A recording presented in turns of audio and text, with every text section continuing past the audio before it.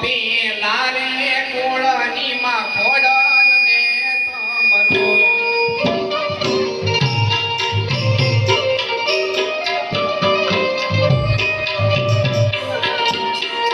જમલ લાગે માં તમને પા પરથમ પેલા રે કોળની માં ખોડલ ને સમરો